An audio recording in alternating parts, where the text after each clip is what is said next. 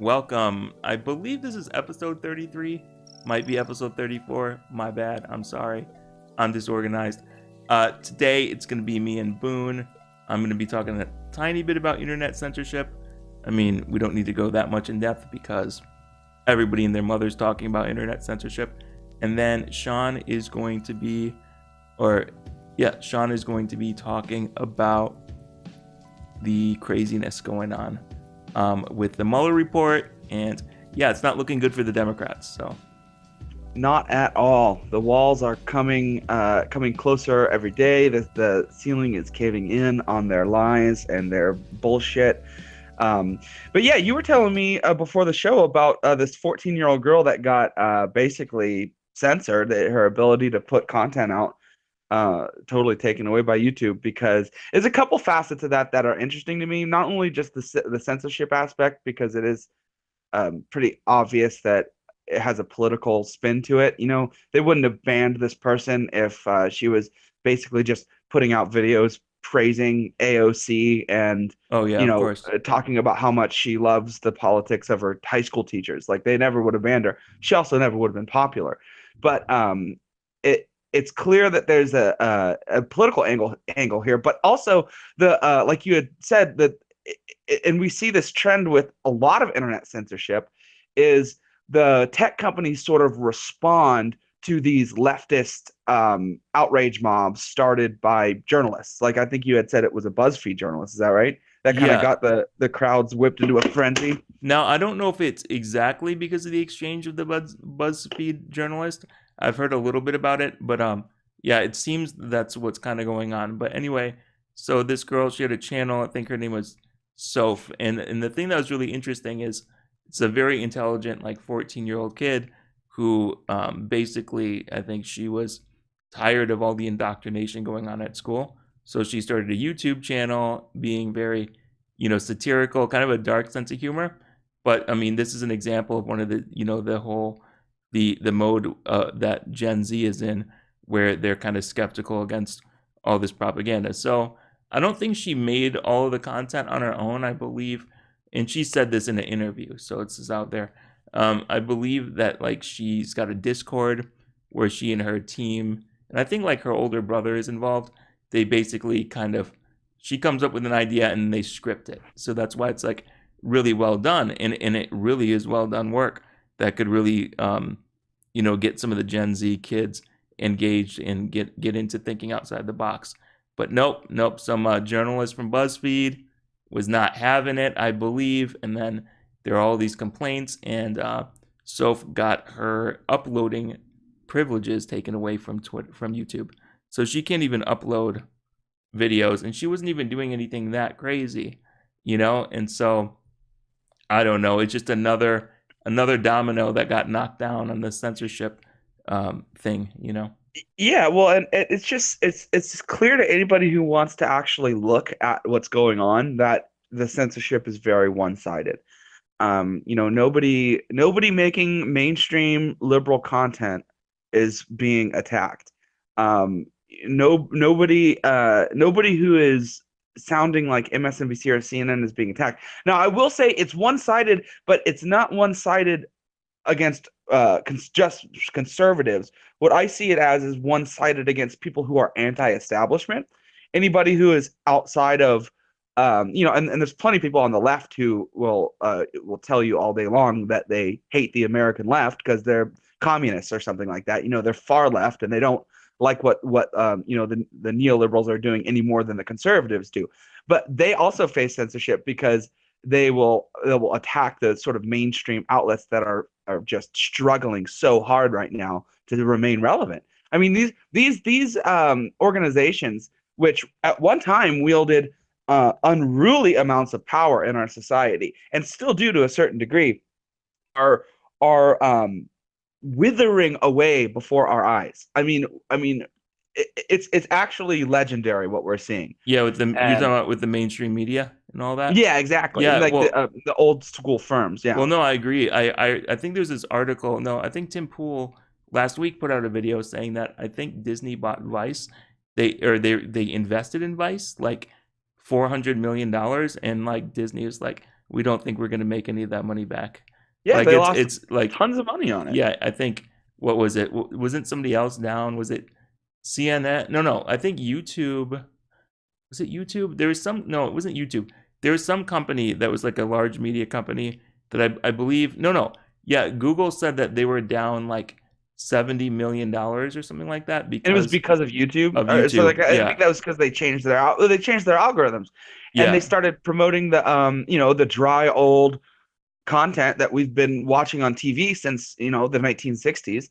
And yeah, of course you're going to take a hit when you change a business model in order to benefit a dying industry. It's like taking something that's on the cutting edge, YouTube, on the cutting edge of content creation, of independent creation of news media, of independent creation in general, not just news, and saying no, we're going to retool this so that like you get videos that you could literally turn on channel 3 news and see. Like it's not rocket science. It's pretty clear to me that if anybody was trying to actually pay attention to trends in the tech world, they would be pushing hard for freedom of speech on the internet.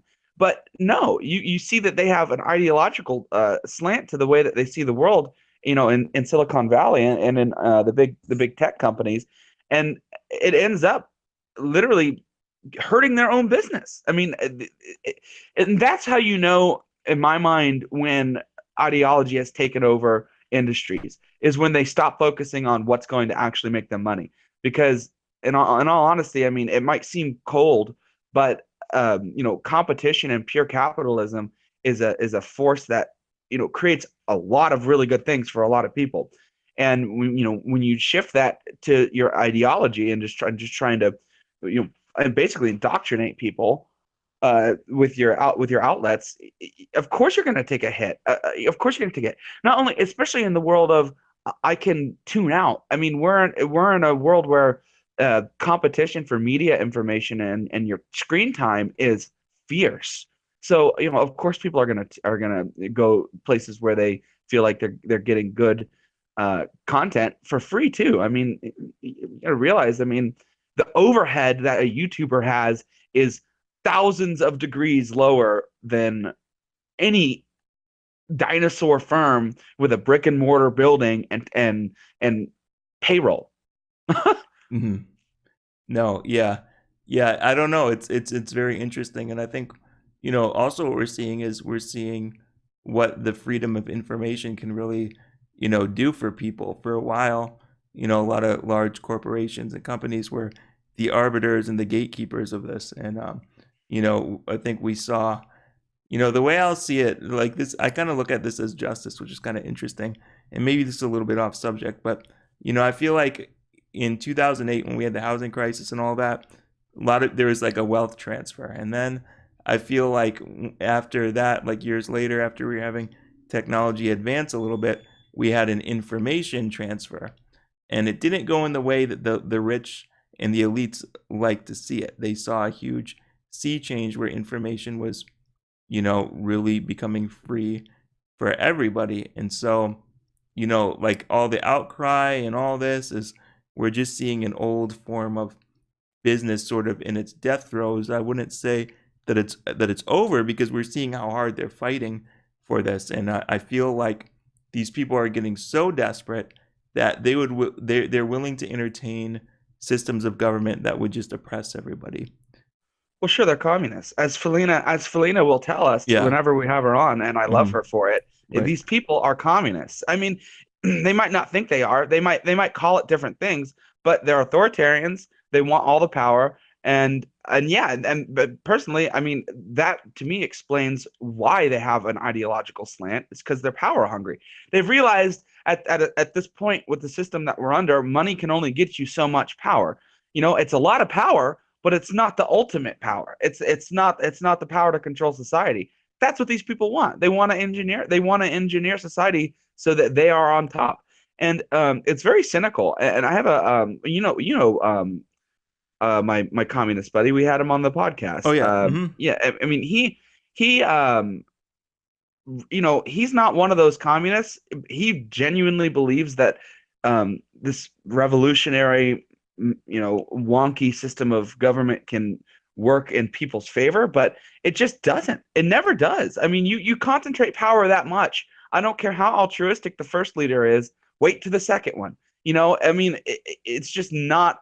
It's not a good deal for anybody to concentrate the power of the state into the ultimate. I mean, to me, people need to have the power, not and what's funny is he would my communist bud would probably say the same thing, but he sees somehow this is where I lose him. He sees a communist government as some form of getting to that point where people are somehow empowered and have more control over their money and their lives and what they do.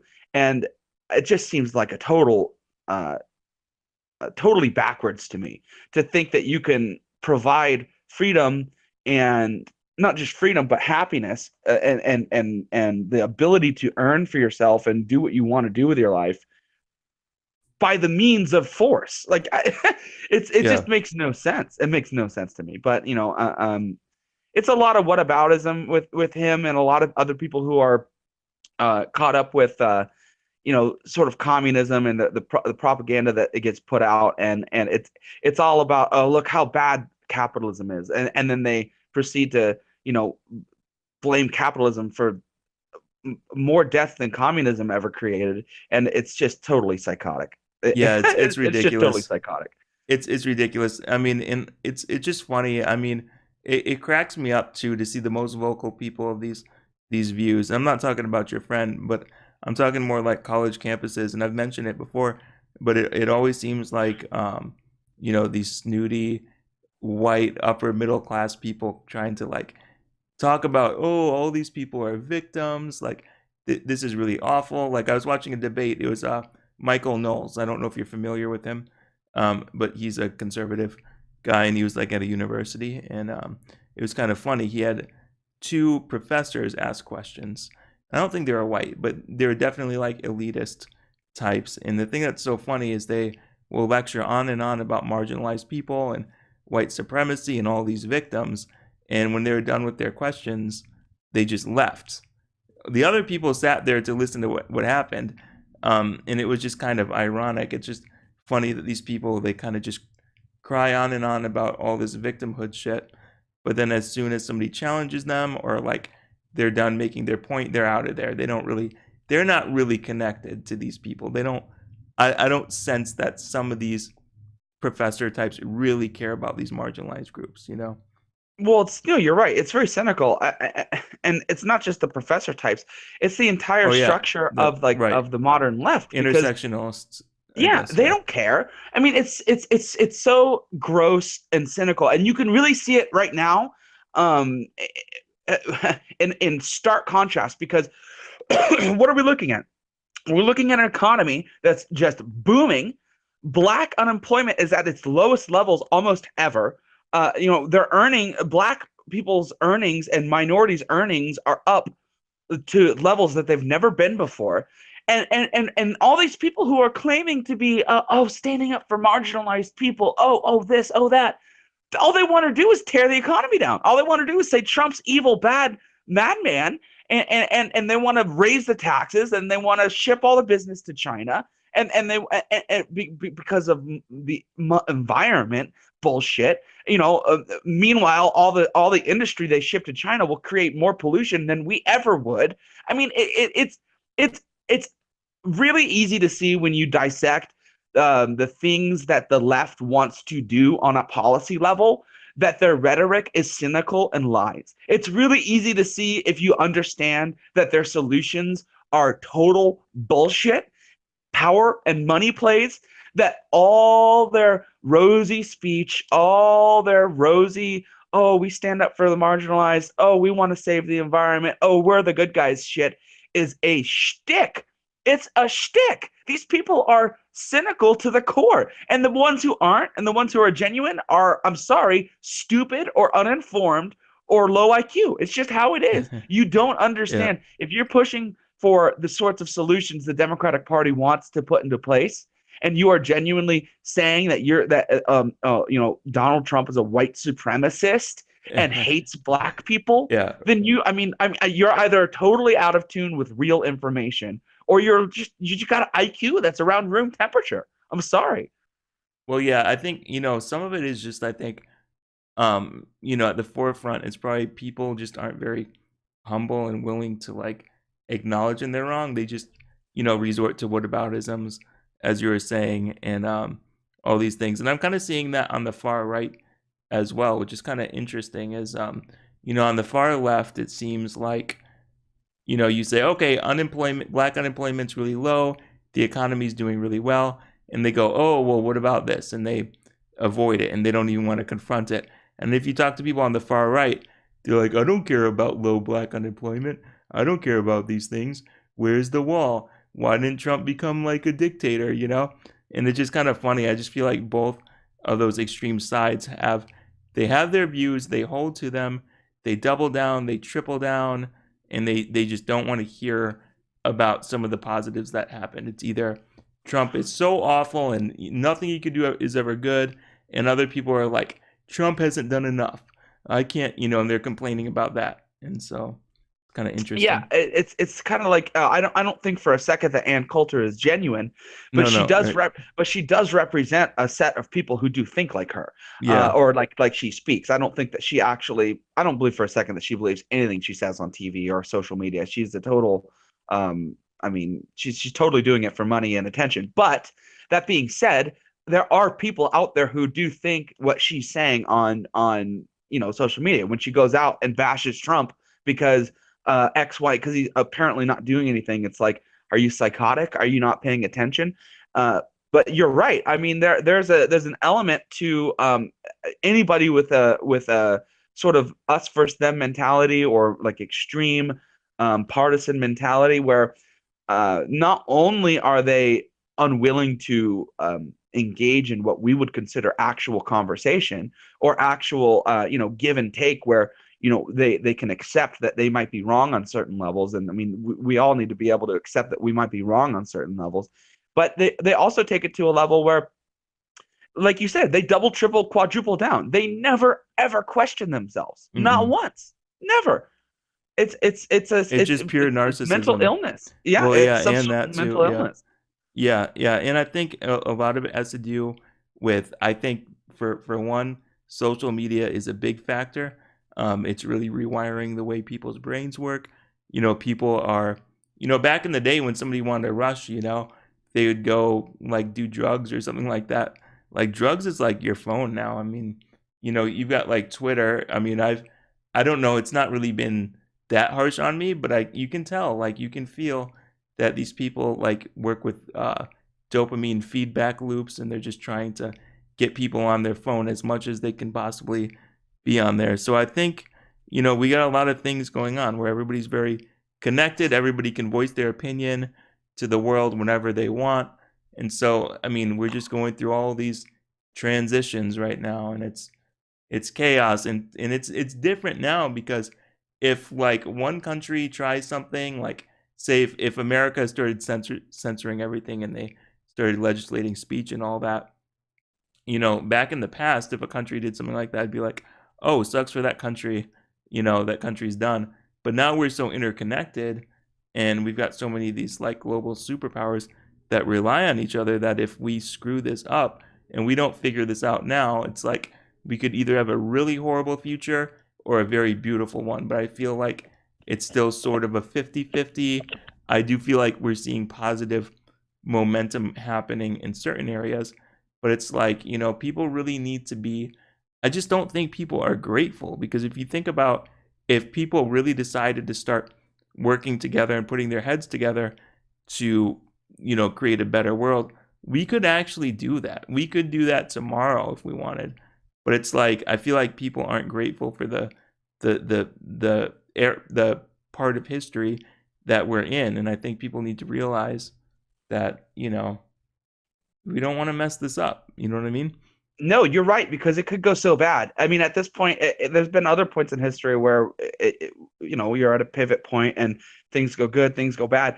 But with the sheer level of technology that we have at this point, if things go bad this time, it could spell the end. It could spell the end for humanity. It Yeah, sounds right. dramatic, but it's not. I mean, nuclear Armageddon is not something anybody wants, and authoritarianism and communism and socialism and all of these failed social policies that lead to death and destruction and revolution and war are and to be fair, war is not caused exclusively by the leftist ideology, No, of but course not. authoritarianism and control over populations and the breaking of the will of like free spirits and freedom and freedom of expression. Like you said, things could go very, very wrong at this point in history, and it would behoove us as informed citizens who want a free future to pay attention and to speak out when we see things going bad, because we might not think it's powerful in the moment. We might think we're just screaming into a storm, but it's so important to voice opposition to tyranny. It's so important because as long as you're allowed to criticize it, as long as you're allowed to have your voice heard, it puts a big damper on the sorts of things that these authoritarians want to do. I mean, it puts a damper on the centralization of power, because you can't really have totalitarian authoritarian regimes with vocal opposition. I mean, it just doesn't work. Yeah, no, I agree with that. I completely agree with that. But yeah, I wanted to ask you a little bit. So what's been going on with Trump on your mind? You said you're a bit excited. There's some stuff that you feel like is going to be coming down sometime soon. Yeah, well, it's come down. The the wheels of justice turn very slowly, and they turn very, very slowly, even more so on a different level when it comes to prosecuting and investigating the investigators. We're talking about the Federal Bureau of Investigation lied to a FISA court, which is a secret court deemed secret because you basically, in the after 9/11 in the Bush era, these courts were created because there was an argument to say, okay, well, we can't ask for this warrant in a regular court. We can't ask for this warrant because it would alert whoever. It would, national security, my national security. So we have to be able to go to a judge, nothing else. We have to be able to do this behind closed doors, and because we're dealing with terrorists, or we're dealing with terrorist cells or whatever. The FBI, James Comey, James Baker, the Andy McCabe, Peter Strzok, Lisa Page, these people at the top levels of the Federal Bureau of the federal the FBI. I cannot stress this enough. That's also why this is taking so long. Lied to a FISA court about the credibility of Steele, the man who put the dossier, the dirty dossier, the Pissgate dossier together, which is the basis for the entire Mueller report. It's the basis for, it's the basis for every investigation, other than, other than when Comey actually first was fired and Rosenstein appointed the special counsel to look into it. This is what they're looking into. This information that's compiled in this dossier is what they're looking into. And it is bullshit. It's a pile of lies. None of it is credible. Essentially, these warrants that were signed off by Rod Rosenstein, which I guarantee you at this point, Rod Rosenstein is working for for a lack of a better word, the good guys, the people who are actually going to put these people in prison, hopefully. Yeah, what do you think about Rosenstein? Do you think, because like I remember when some of the hearings were happening, I thought he looked dirty and like Oh, really he's a crooked. rat. He's Yeah. a rat. He's a total rat. He's a lifelong um, bureaucrat, essentially, a Justice Department bureaucrat. He's Hmm. basically served under tons of people. But No, he's a total rat. He signed one of these FISA warrants that I'm talking about right now, and then claimed in front of Congress that he didn't even fucking read it. Really, Right, I dude? remember You that. didn't Yeah. fucking read it? Get out of here. So what and then I don't know if you saw when Barr came out and did his little press conference about the Mueller report when the Mueller report came out, and he had Rod Rosenstein standing right next to him, and Rod Rosenstein's sitting there looking like catatonic. Like he's just got Yeah. this blank 1,000-yard stare. He doesn't want to be there. They got to him and said, look, Well, I you're either feel going like to they go down compromised with him. this sinking ship, Yeah. or you're going to help us. And I think that's a big part of why these people are going to go down is and Jeff Sessions, I follow QAnon, but I am not like a huge believer. There's people out there who really believe it's true. I don't know. I don't I find it very interesting. I But feel one of like the big QAnon. Sorry to cut you off no, go real ahead. quick, but I feel like I forget who was talking about this, but somebody was talking about QAnon, and I feel like something like that, like QAnon to me, seemed like it held a lot more power in the beginning. So I feel like in the beginning there was some data that was dropped through QAnon, that was successful, but now it's like at this point where it's like, how do you really know who's posting what? And I see some of those people get excited about this and that, and I'm like, we'll see if something happens. I don't really think so, I but don't know what it is. I have yeah, honestly no explanation, but I do have a lot of doubts, and I'll tell you why. Because what we're seeing William Barr do is what we should have seen Jeff Sessions do on day one, and he didn't do jack shit except for I believe he began an investigation with a gentleman, a state prosecutor from Utah, and he got the inspector general report rolling.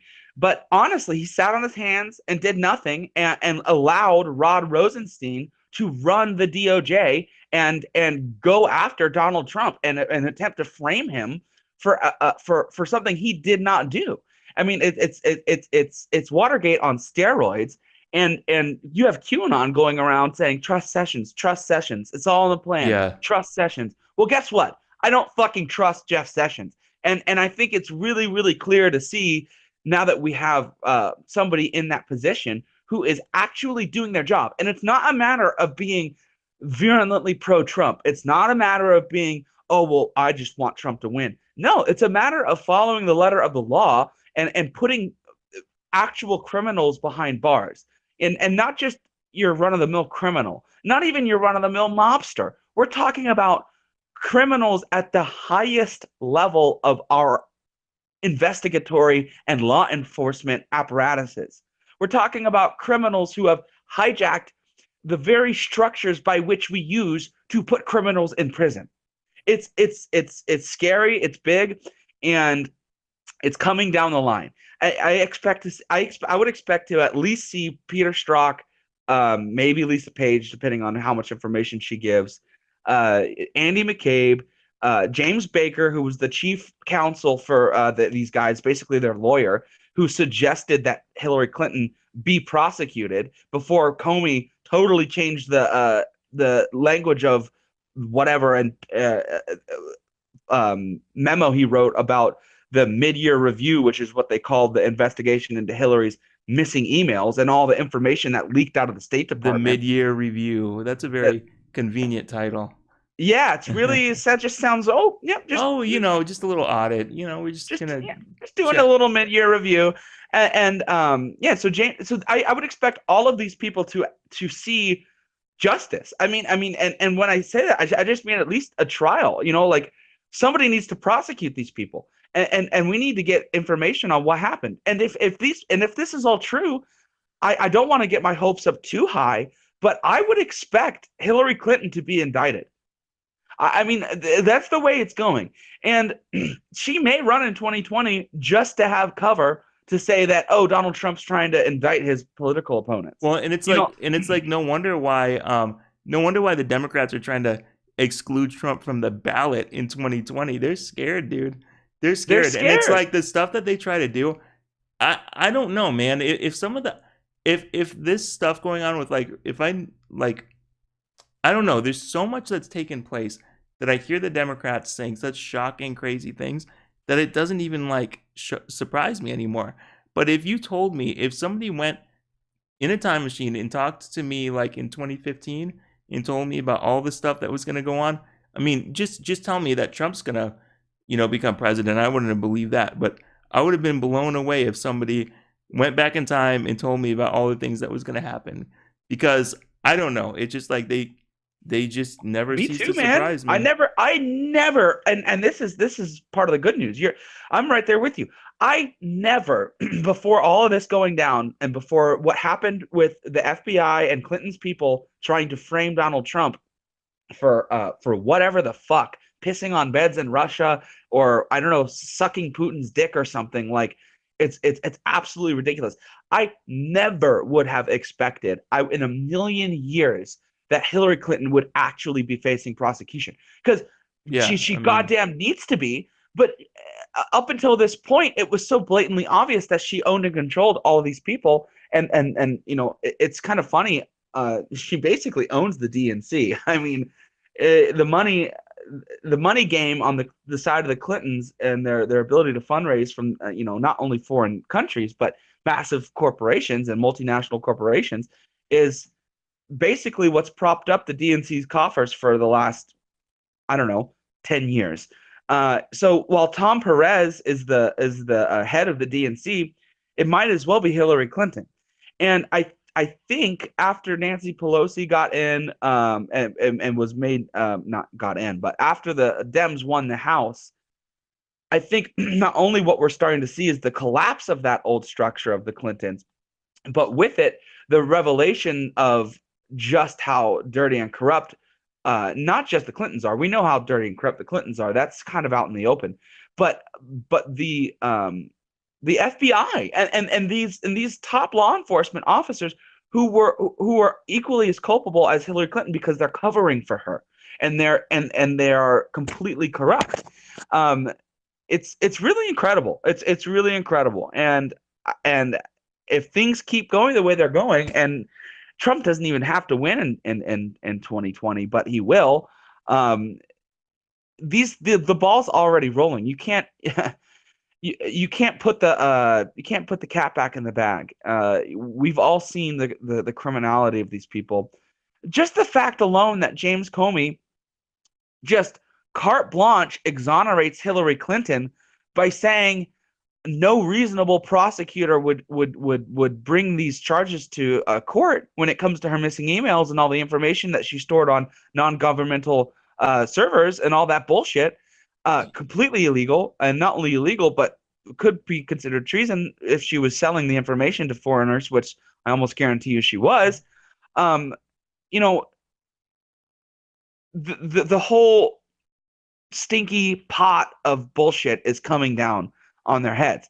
You can't you can't stop it at this point, because you've come to a point where so many people are aware of not just the criminality of Hillary Clinton and her family, but the cabal of people who are in high places that helped her. And it's out, and these people are already under grand jury investigations. I mean, James Baker and Peter Strzok at the very least, and I believe Andy McCabe as well, who was Comey's number two during all this bullshit.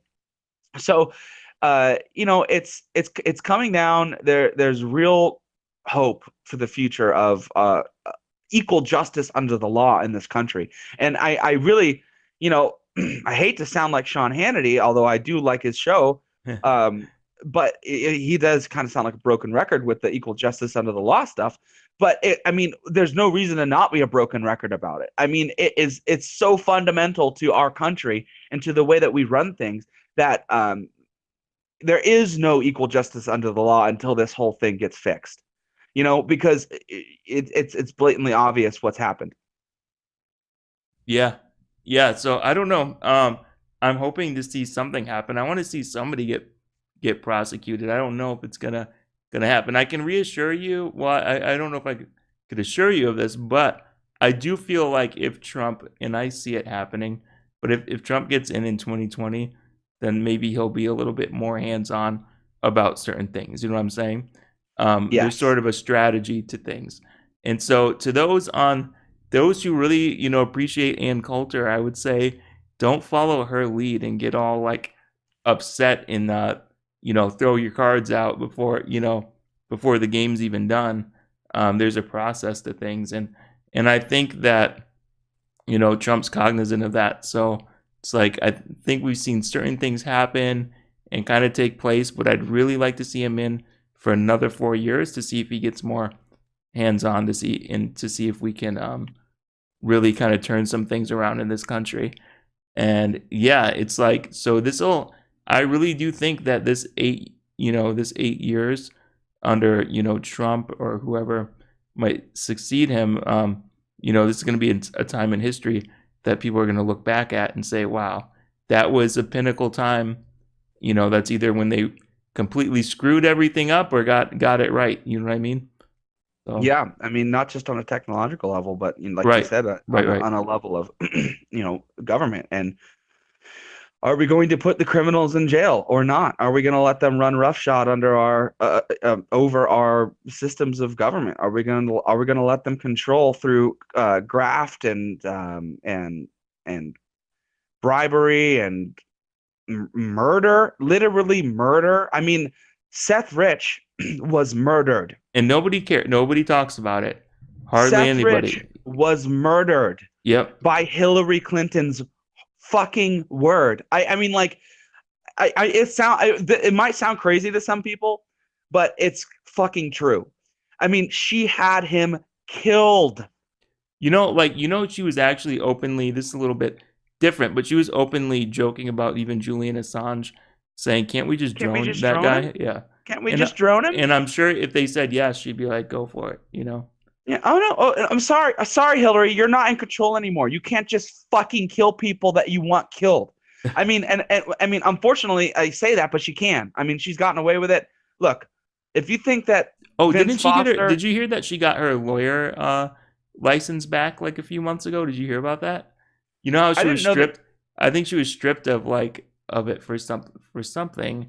I didn't know that she. I know she was a lawyer. She's a lawyer in New York, so it'd be the New York bar. But Yeah, I something didn't like know.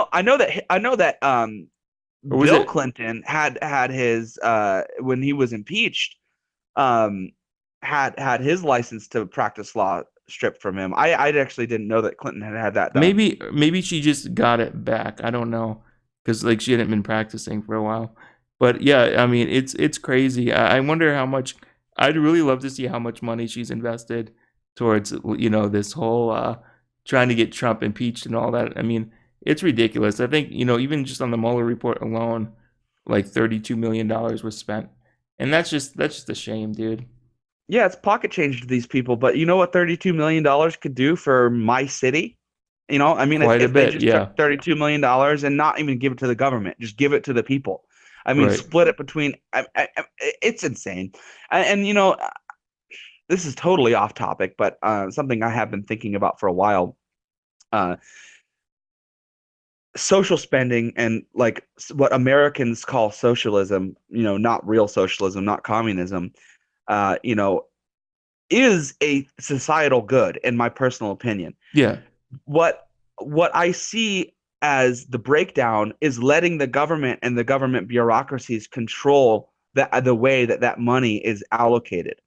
To me, the only real way to have the most pure, effective forms of social spending and I mean for all sorts of things, for schools, for hospitals, for people, people's health care who can't afford it, for people who are destitute and need unemployment, all this stuff.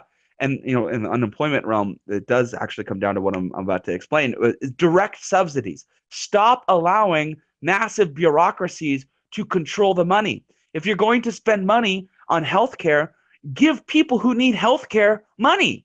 It's pretty Yeah. fucking simple. Like, directly subsidize people. Do not fund massive government bureaucracies. If you want to, I mean, if you want to provide healthcare for old and elderly people with pre-existing conditions, don't have a government system called Medicare and Medicaid.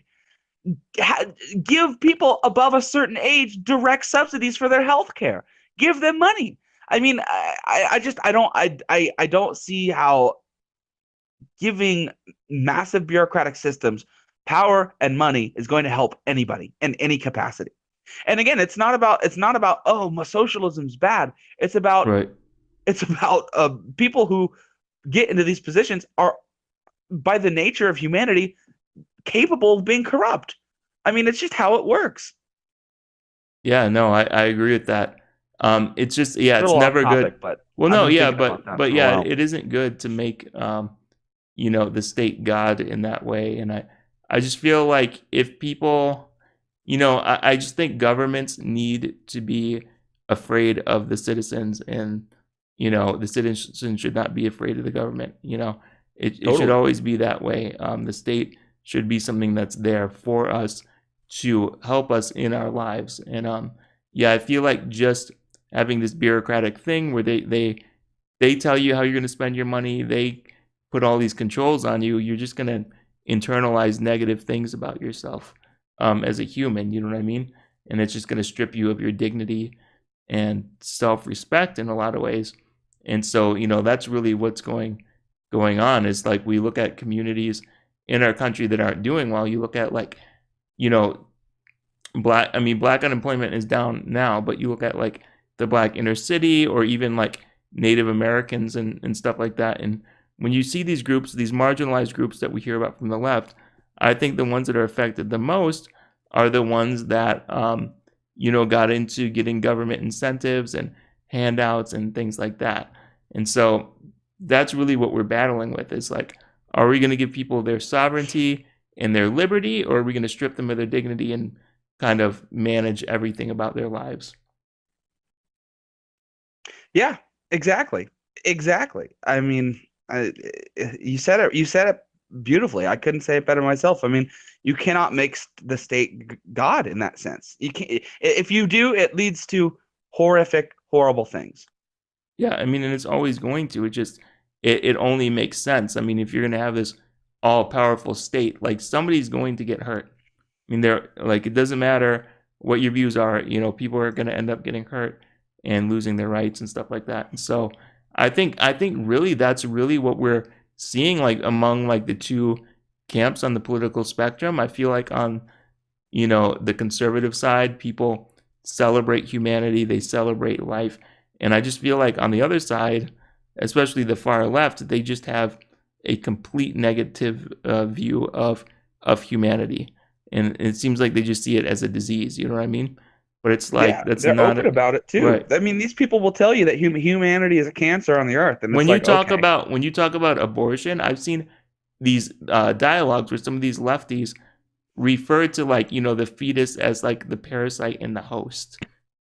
it's Like, disgusting. I can't They imagine, like, they really. abhor life. They abhor life, and it's hard to say that. Like, it's hard to say that and hear myself say it because I don't want to believe that a lot of these people are in their hearts hateful and in their hearts disdain holding disdain for life in itself. But I mean, you have to draw that conclusion for at least a certain amount of people when you look at the way that they act, like you said, like the things that they say and do. I don't want to believe that they're being genuine, but you have to take people at their word.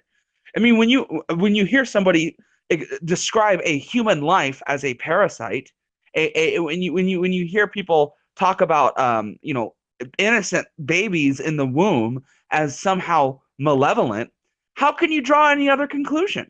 Yeah, I know.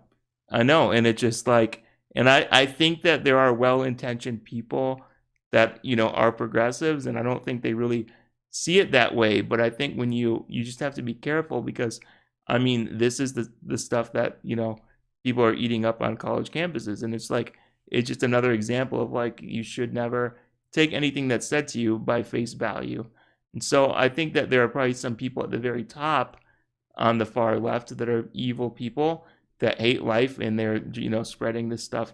And it's interesting. That's the thing that we never hear about, is you look at the far right, those who are exclusionary, racist, they might be racist or whatever. Like people who actually believe those things. We always hear about how, oh, the far right's so mean. They've got this horrible view of humanity in the world, but you never hear any scrutiny towards the left's, loathsome attitude towards humanity. So, Totally.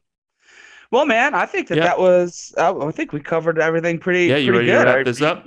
You golden for a wrap up period? Yeah, I'm good. I've covered everything.